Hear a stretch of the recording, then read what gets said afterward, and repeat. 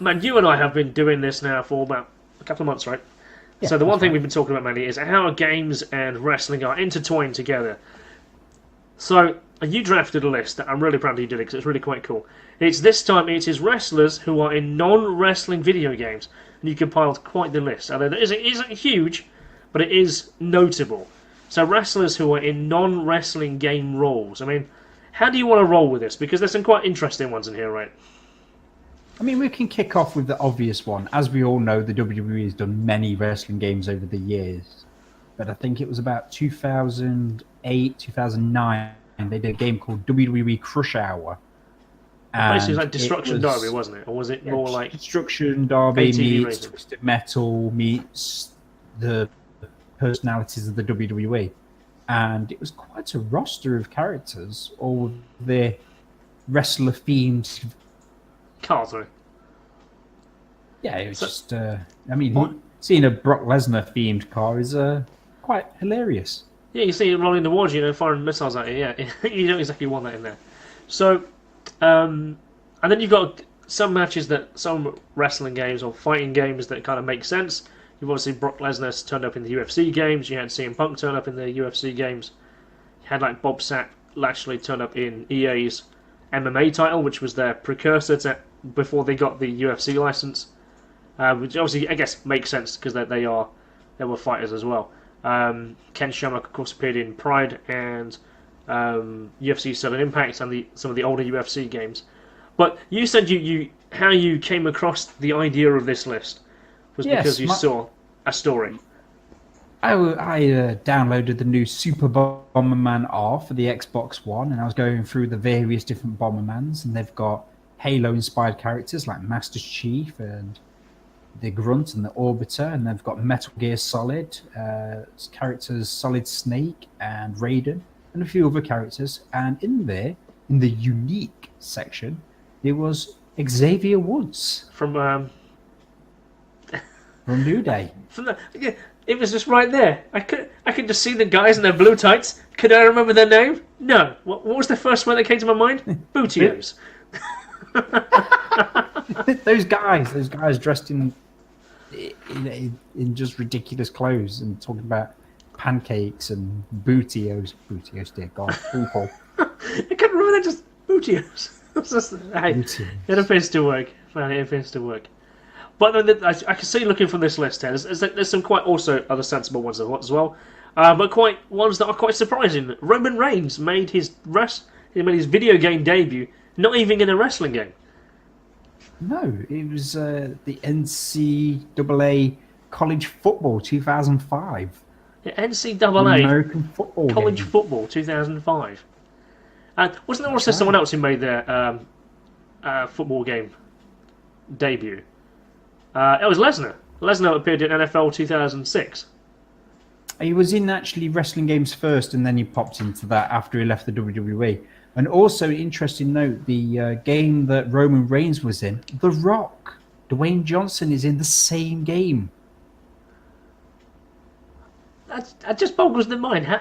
So, did it feature wrestling stars in the game, or was it just the fact that they were at that time just... Because, I mean, To be 2005, honest, The Rock's been a wrestler already by then. yeah, it was an odd, no idea why, but Dwayne Johnson and Roman Reigns' names, not Roman Reigns, it's Joe Anoita. Yeah. I can't remember the names. They're actually on the rosters. If you pull up the characters, obviously they look nothing like them, but it has their names and it's supposed to be them. It's pretty cool. So, Ultimate Warrior also had a video game where he wasn't a wrestler. Yeah, Abobo's Big Adventure. Abobo's Big Adventure. I think it was some sort of side-scrolling beat 'em up. There was a few other characters. I think The Undertaker was in the same title. Yeah, Roddy Piper turned up in that game I had a look at. Yeah, there was a few. It's just an odd beat 'em up game. It's such a strange game. Another point of notice is the Saints Row titles. They have quite a history of the occasional wrestler popping up in those. Okay. Rob Van Dam. He was actually one of the co-hosts. I think it was the Ridiculous Cat Characters segment, and he was running commentary. in Saints Row the Third. I didn't even realise that. I played through that game all the way through. How come I never picked up on Yeah, that? no, I actually didn't at the time either. One of the more noticeable ones was Saints Row the Fourth, Rowdy Roddy Piper. He actually had quite a big segment. I think it was one of the DLCs or very late in the game. Okay. He was fighting alongside Rowdy Roddy Piper. It was even his voice and everything. That's cool. I didn't know that either. So I'm looking at this list also, and I can see that Randy Savage is sat down there in a Disney game. In Cars. It's not his character, it's not his name, but it's definitely his voice. I mean, there's no one on earth that sounds like Randy Savage. Nowhere at all. And if there is, Jay Lethal, yeah, of course. I guess as we leave this slightly wrestling game orientated territory there, so in Yakuza 6 that I have behind me up there, because I bought the collector's edition. I haven't bought the collector's edition of the game for absolutely ages. And I thought, well, I want to support Sega. I want to buy Yakuza, and what I got in it was some funky glasses and some whiskey dice. It's pretty cool stuff. But within the game itself, there's a meta game that effectively is a scrolling beat 'em up crossed with a strategy game. Where you kind of you send out your guys to a street fight and they kind of fight each other, and then you get to a boss at the end of it, and then they kick his ass. But those fighters include New Japan Pro Wrestlers. There's like a Naito, there's Okada, there's Evil in there, there's Sonada. There's a whole roster of the kind of the mainstay New Japan guys, Kenny Omega and such. They're all in there. Basically, you can have them come on, multiple versions of the same guy, and then you can just have them kind of swamp the enemy's forces and ranks until eventually they beat the boss up. But it is pretty cool watching like a Rainmaker getting slapped on, some like street jobber, and same with the Destino. It does feel pretty cool. Although, unfortunately, you kind of got this top-down perspective. Although in all the trailers, it looks like you're running right close into the action, perhaps doing it. You don't, which is disappointing. But hey. Yeah, New Japan, they've not got their own game or anything, but yet they've got into Yakuza 6. They've gotten into Tekken 7. Yes, they're in Tekken 7. And they've broken into Fire Pro Wrestling.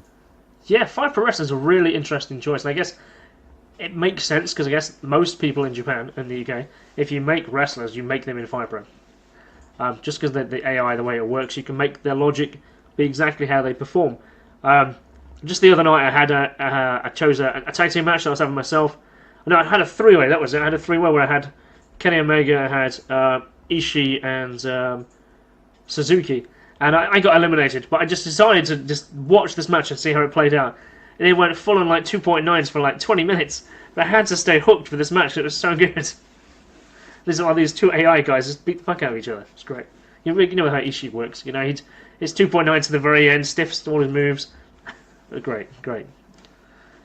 And also, just like to point out as well, Stone Cold Steve Austin, in full character, actually makes an appearance in Family Guy, The Quest for Stuff. Is one of these. What is that? Is that a console game, PC game? That's like some kind of weird mobile game. Own game or an app game. But the hilarious part is as well, it's a side-scrolling beat-em-up type section of the game, and he pulls off a full-on stunner. Really? He does his stunners, yes. He's there, kicking the gut, bam. They go flying, they dissolve onto the next one. Man, I'm thinking about it. So I'm browsing this list even further. I can see Giant Baba, the Japanese legend, the Hulk Hogan of Japan, also perhaps had the first video game appearance. No, the first video game appearance of a wrestling persona who's not a wrestler. And a game called I'm Sorry. Yes, it was a Japanese arcade game, and it was released in 1983. 1983, that's insane. It's the same year the SNES came out. And NES came out, not SNES. Not SNES. Yeah, SNES is like 191. Dude, yeah, so... But does that make Giant Baba the oldest wrestler who became a video game character? It probably does. I mean, let's face it, by the 80s, there wasn't many endorsement deals with video games. No. I guess the mass market appeal has really only hit in more recent times. But yeah, I guess the cross-marketing promotional stuff, he might have been the first. It's very possible. I mean, I can't remember anything that early. I mean, nowadays everybody is It's all multi-marketing, isn't it? Everything is now. Everyone's got their name on everything. Hulk Hogan's main event and Tiger Woods PG Tour Golf. Of course, not anymore. You know what? I've remembered one that's not on this list. What's that? So, like, because WCW was obviously owned by Turner, Turner owns NASCAR and all the TV rights for NASCAR in the US. And obviously, I used to get WCW magazine as fans did back then. And every month they would always have this bizarre section about NASCAR races. So a lot of the NASCAR cars were actually based artwork-wise on the WCW roster. So it was like a Roddy Piper car, there was a Sting car, an NWO car, an WCW car, and so on. And of course, they made it into their games from like '97 to 2000.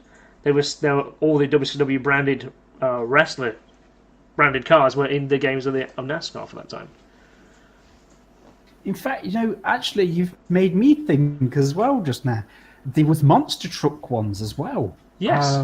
I cannot think offhand the name of the games, but there was WCW themed trucks in some of these monster truck games. There was the Medusa truck. There was the NWO truck. I think there was a Goldberg truck. That's right. Yeah. There's definitely a Hogan one with the giant arms down the side of it.